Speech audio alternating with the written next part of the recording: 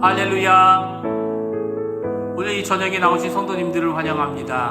오늘 수요일을 맞이하여 하나님께 예배하기 위해 이렇게 나오신 성도님들에게 하나님의 크신 은혜가 임하고, 또 오늘도 우리와 함께 하시는 임마누엘의 역사가, 임마누엘의 축복이, 임마누엘의 하나님의 열심이 우리를 보호하시고 우리를 이끄시고 하나님께 나아가 하나님의 귀한 영적 양식을 얻게 하는 귀한 복된 시간 되시기를 간절히 축원드립니다. 우리 다같이 사도신경으로 우리의 신앙을 고백하시면서 2020년 7월 22일 수요 예배를 하나님께 드리겠습니다.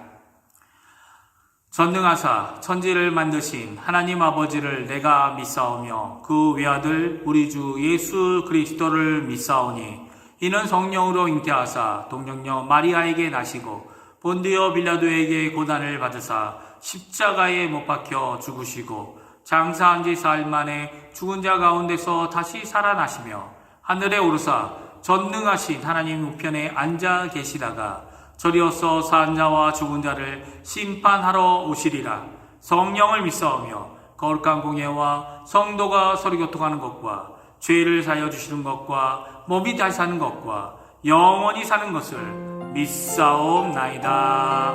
아멘. 우리 이 시간에 하나님을 찬양하겠습니다. 찬양하실 때 나는 예배자입니다. 하나님께 찬양하겠습니다. 하나님을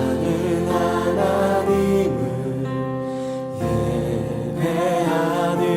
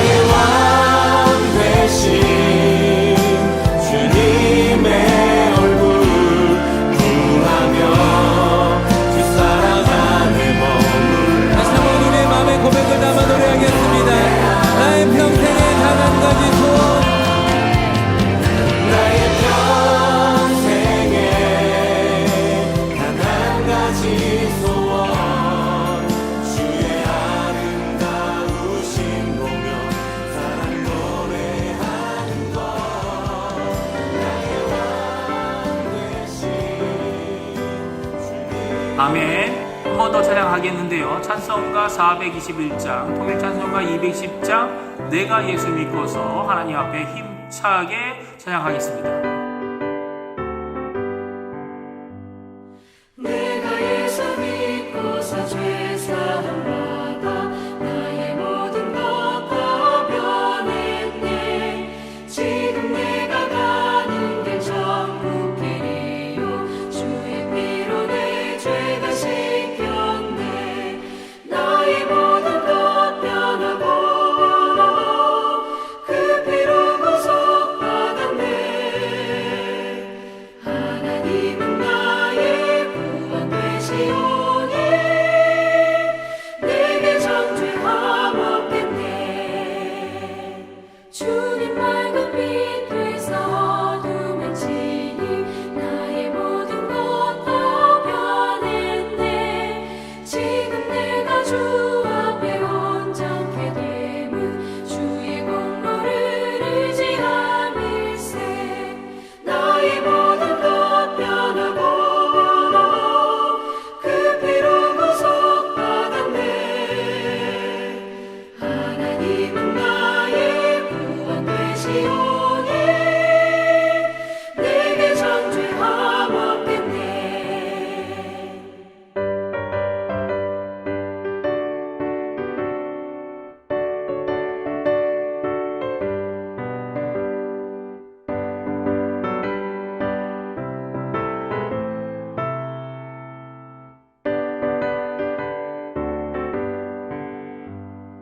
내게 성령이 임하고 그 크신 사랑 나의 맘에 가득 채우며 모든 공포 내게서 물리치시니 내 맘 항상 주 안에 있겠네.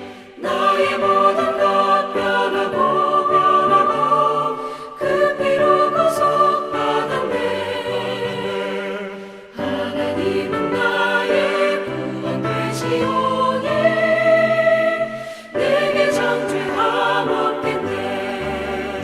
아멘. 이 시간에 합심하여 기도하겠는데요. 하나님께 매일 드리는 세 가지 공동 제목으로 함께 기도하기 원합니다.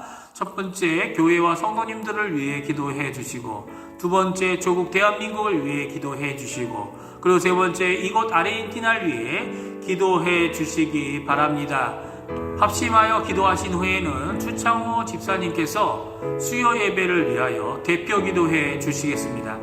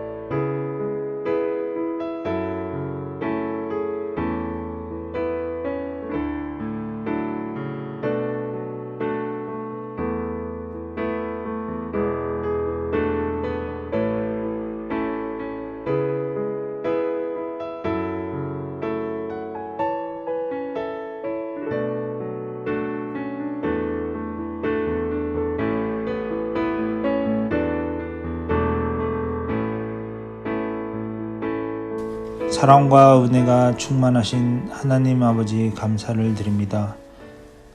이 어려운 상황에도 하나님께 예배를 드리게 허락하심을 진심으로 감사를 드립니다. 이 시간에 드리는 예배가 영과 진리로 예배케 하시고 이 아름다운 예배를 통하여 하나님의 자비하심과 충만한 은혜를 경험할 수 있는 복된 예배가 될 수 있도록 인도하여 주시옵소서. 하나님 아버지, 지금 이 어려운 상황에서도 주님의 사랑을 느끼게 하시고 하나님이 모든 것을 같이 하신다는 것을 믿고 우리가 힘을 내어 하루하루 하나님과 같이 이겨나가는 싸움이 되게 하여 주시옵소서. 하나님 아버지, 아르헨티나가 벌써 120일째 과렌티나를 지내고 있습니다. 경제적으로 힘든 가정들이 많습니다. 정신적으로 힘든 성도들도 많습니다. 하지만 이 시간들을 통하여 주님의 말씀을 더 묵상하며 하나님의 뜻을 더 가까이 하고 사모하는 주님의 백성들이 되게 하여 주시옵소서. 하나님 아버지, 우리의 가족을 지켜주시옵소서.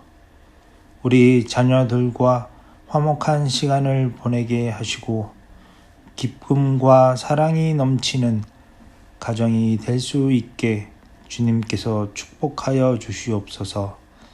단 한 사람도 질병에 걸리지 않게 하여 주시옵시고 병실에서 어려움을 겪는 자들께는 주님의 사랑의 손끝으로 빠른 회복을 허락하여 주시옵소서.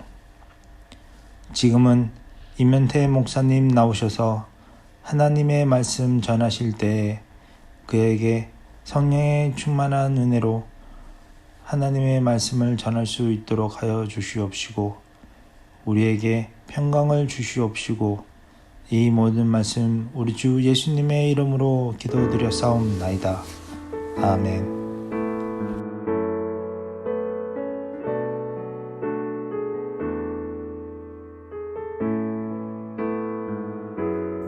오늘 저희가 읽을 하나님의 말씀은 사무엘하 14장 말씀입니다. 수요 예배마다 읽고 있는 사무엘하 14장 18절부터 33절까지의 말씀을 같이 읽겠습니다. 제가 갖고 있는 성경으로는 구약성경 485페이지에 있습니다. 사무엘하 14장 18절에서 33절까지의 말씀입니다. 다 찾으신 줄 알고 같이 읽겠습니다. 왕이 그 여인에게 대답하여 이르되 바라노니 내가 내게 묻는 것을 내게 숨기지 말라. 여인이 이르되 내 주 왕은 말씀하옵소서. 왕이 이르되 이 모든 일에 요압이 너와 함께 하였느냐 하니 여인이 대답하여 이르되 내 주 왕의 살아계심을 두고 맹세하옵나니 내 주 왕의 말씀을 좌로나 우로나 옮길 자가 없으리이다. 왕의 종 요압이 내게 명령하였고 그가 이 모든 말을 왕의 여종의 입에 넣어 주었사오니 이는 왕의 종 요압이 이 일의 형편을 바꾸려 하여 이렇게 함이니이다. 내 주 왕의 지혜는 하나님의 사자의 지혜와 같아서 땅에 있는 일을 다 아시나이다 하니라. 왕이 요압에게 이르되 내가 이 일을 허락하였으니 가서 청년 압살롬을 데려오라 하니라. 요압이 땅에 엎드려 절하고 왕을 위하여 복을 빌고 요압이 이르되 내 주 왕이여 종의 구함을 왕이 허락하시니 종이 왕 앞에서 은혜 입은 줄을 오늘 아나이다 하고 요압이 일어나 그술로 가서 압살롬을 데리고 예루살렘으로 오니 왕이 이르되 그를 그의 집으로 물러가게 하여 내 얼굴을 볼 수 없게 하라 하매 압살롬이 자기 집으로 돌아가고 왕의 얼굴을 보지 못하니라. 온 이스라엘 가운데서 압살롬 같이 아름다움으로 크게 칭찬받는 자가 없었으니 그는 발바닥부터 정수리까지 흠이 없음이라. 그의 머리털이 무거움으로 연말마다 깎았으며 그의 머리털을 깎을 때에 그것을 달아본즉 그의 머리털이 왕의 저울로 203개리었더라. 압살롬이 아들 셋과 딸 하나를 낳았는데 딸의 이름은 다말이라. 그는 얼굴이 아름다운 여자더라. 압살롬이 이때 동안 예루살렘에 있으되 왕의 얼굴을 보지 못하였으므로 압살롬이 요압을 왕께 보내려 하여 압살롬이 요압에게 사람을 보내 부르되 그에게 오지 아니하고 또다시 그에게 보내되 오지 아니하는지라. 압살롬이 자기 종에게 이르되 보라, 요압의 밭이 내 밭 근처에 있고 거기 보리가 있으니 가서 불을 지르라 하니라. 압살롬의 종들이 그 밭에 불을 질렀더니 요압이 일어나 압살롬의 집으로 가서 그에게 이르되 어찌하여 내 종들이 내 밭에 불을 질렀느냐 하니 압살롬이 요압에게 대답하되 내가 일찍이 사람을 내게 보내 너를 이리로 오라고 청한 것은 내가 너를 왕께 보내 아뢰기를 어찌하여 내가 그 술에서 돌아오게 되었나이까? 이때까지 거기에 있는 것이 내게 나았으리이다 하려 함이로라. 이제는 내가 나로 하여금 왕의 얼굴을 볼 수 있게 하라. 내가 만일 죄가 있으면 왕이 나를 죽이시는 것이 옳으니라 하는지라. 요압이 왕께 나아가서 그에게 아뢰매 왕이 압살롬을 부르니 그가 왕께 나아가 그 앞에서 얼굴을 땅에 대어 그에게 절하매 왕이 압살롬과 입을 맞추니라. 아멘. 아멘. 오늘 사무엘하 14장의 말씀을 통해 제3자의 개입, 화해의 실패라는 제목으로 우리가 하나님의 말씀을 듣는 귀중한 이 저녁 시간 되시길 간절히 축원드립니다. 성경은 그리스도께서 하신 일 중에 가장 중요한 일을 하나님과 우리를 화목케 하시고 화평케 하신 일이라고 말씀하고 계십니다. 그 중에 가장 큰 절정은 예수 그리스도께서 십자가에서 죽으심으로 우리의 죄를 씻을 뿐만 아니라 그 십자가를 통하고 또 예수 그리스도의 부활을 통해 우리가 하나님 앞으로 나아가 하나님과 기도하며 대면하며 하나님의 자녀로 하나님의 자녀의 권세를 가진 하나님의 성도로서의 삶을 살게 해주시는 것을 말씀해 주고 계십니다. 이것을 가리켜 단 한마디로 말한다면 관계 회복입니다. 연약하고 죄인이며 원수였던 우리가 이제는 예수 그리스도의 십자가의 공로를 통해 하나님의 아들, 하나님의 딸이 되는 관계의 회복이죠. 이것은 단지 첫사람 아담이 누렸던 창조주이신 하나님과 피조물인 아담의 첫 모습으로 회복하는 것만이 아닙니다. 더 좋은 참된 관계가 형성되어지는 것이죠. 이것이 바로 예수님께서 이루어 놓으신 참된 복음, 참된 구원, 참된 중보의 사역인 화목인 것이죠. 이제는 하나님과의 화평을 받은 또 화목을 누리는 우리가 이 화평과 화목을 복음으로 전하는 자들이 되어집니다. 또 이 화평의 삶을 또 화목의 실천을 이 교회 안에서 이루고 더 나아가서는 교회 바깥에 원수의 관계에 있는 자들까지도 하나님의 화평, 하나님의 화목케 함으로 복음의 삶을 살게 되어지는 자들이 우리인 것이죠. 이게 바로 하나님이 원하시는 진정한 관계 회복, 십자가의 평화의 모습인 것입니다. 특별히 성도들 안에서 서로의 관계 회복이 있는 것입니다. 2년 전에 한창 시끄러웠던 미투 운동을 기억하실 것입니다. 거기에 정말 필요하면서도 요구되지 않았던 부분이 바로 이 부분인 것 같아요. 그것은 화평과 화목으로 회복되어지는 것입니다. 바로 관계 회복을 말하죠. 관계 회복을 하려는 의도가 그 안에 나타나 있지 않다는 겁니다. 오히려 고발과 처벌을 목적으로 하고 있어서 재발에 대한 대책은 되겠지만 피해자와 피의자의 피해로부터 회복에 대한 대책도 그에 대한 대비도 미비한 것을 보게 됩니다. 미투 운동 때문에 오히려 당사자들의 관계 회복은 꿈도 꾸지 못하는 경우를 볼 수 있습니다. 왜 그럴까요?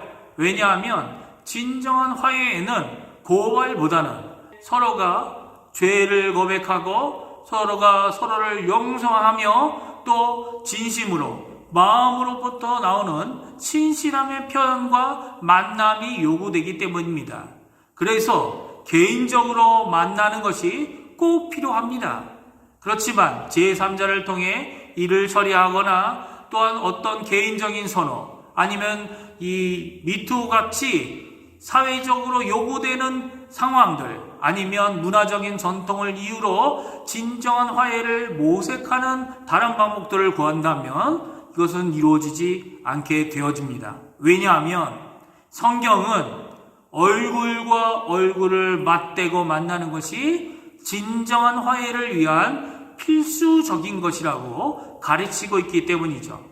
성경은 이러한 진정한 화해의 방식에 대해 세 가지 분명한 요소를 우리에게 말씀해 주고 계십니다. 첫 번째는 관계 회복은 당사자들이 직접적인 대화가 분명히 있어야 된다고 말씀하십니다. 그러니까 피해를 받은 자와 피의자가 함께 만나 서로가 자신의 잘못과 자신의 고백을 통해 용서와 화해의 일이 있어야 된다는 것이죠.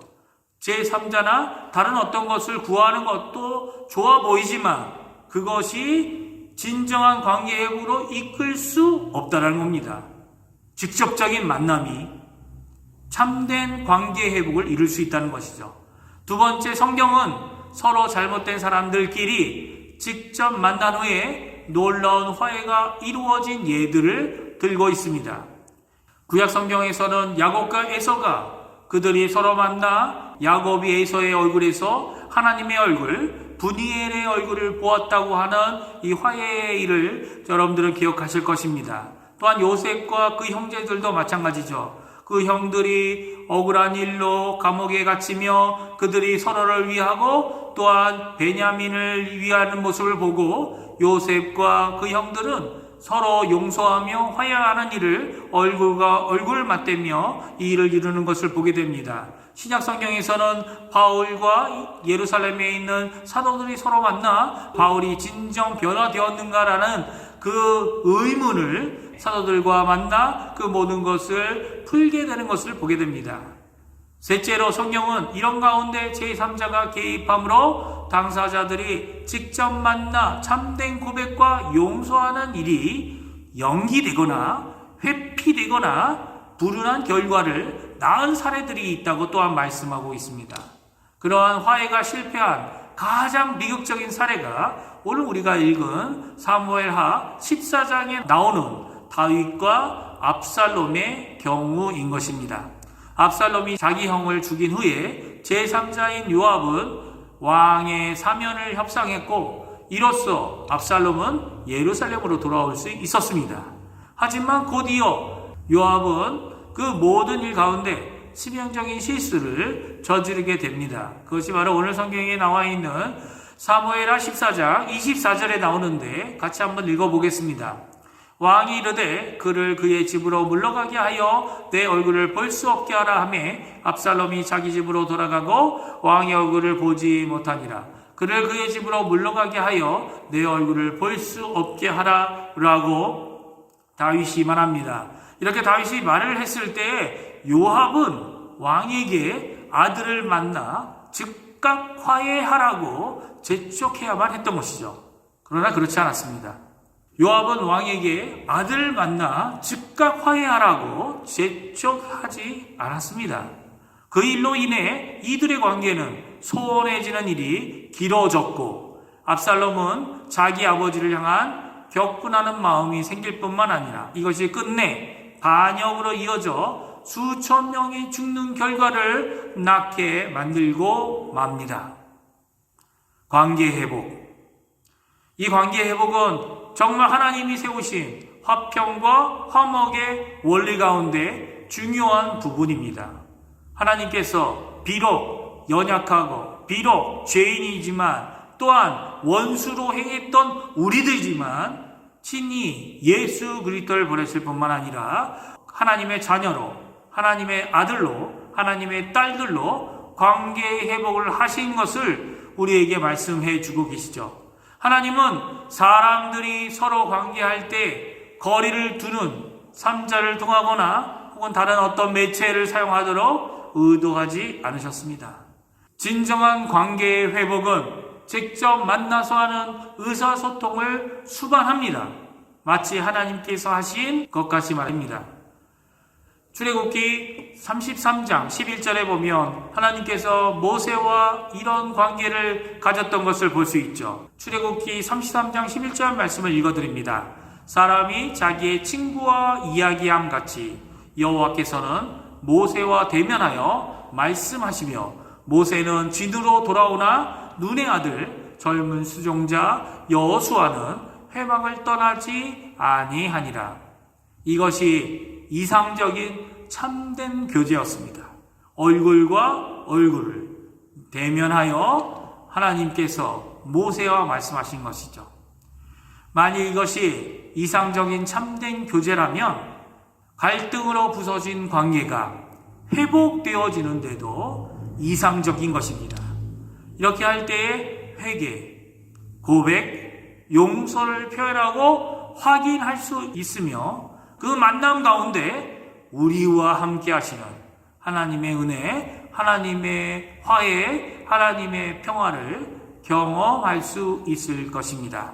오늘 이러한 하나님의 은혜가 또 하나님의 화평의 역사가 화해의 복이 우리 중앙교회에 가득하기를 간절히 축원드립니다. 서로가 서로의 관계 회복의 역사, 진정한 용서와 참된 교제가 가득하시는 우리 중앙교회가 되어지고 사랑과 성령의 충만함이 가득하여서 하나님의 기쁨을 충만하게 받으시는 귀한 하나님의 성도들 다 되시기를 간절히 축원드립니다. 기도하겠습니다.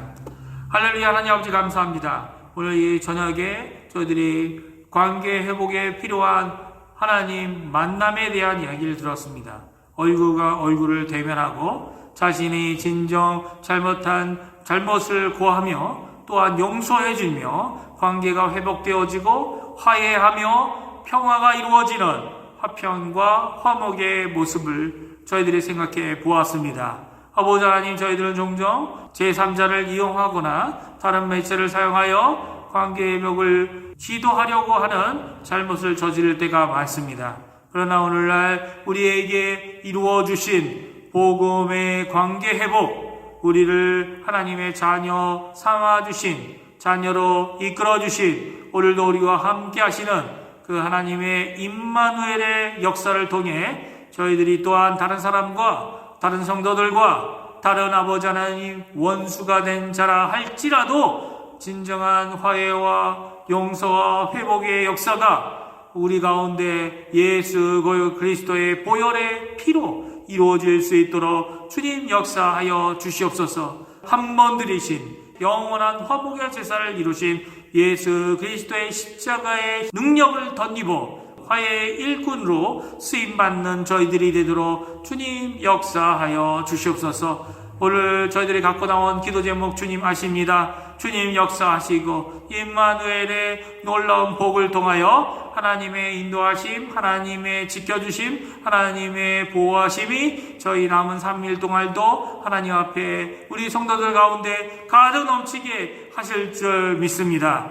감사드리며 예수님의 이름으로 간절히 기도하옵나이다. 아멘. 하늘에 계신 우리 아버지여, 이름이 거룩히 여김을 받으시오며 나라가 임하옵시며 뜻이 하늘에서 이루어진 것 같이 땅에서도 이루어지리이다. 오늘날 우리에게 일용할 양식을 주옵시고 우리가 우리에게 죄 지은 자를 사하여 준 것 같이 우리의 죄를 사하여 주옵시고 우리를 시험에 들게 하지 마옵시며 다만 악에서 구하옵소서. 대개 나라와 권세와 영광이 아버지께 영원히 있사옵나이다.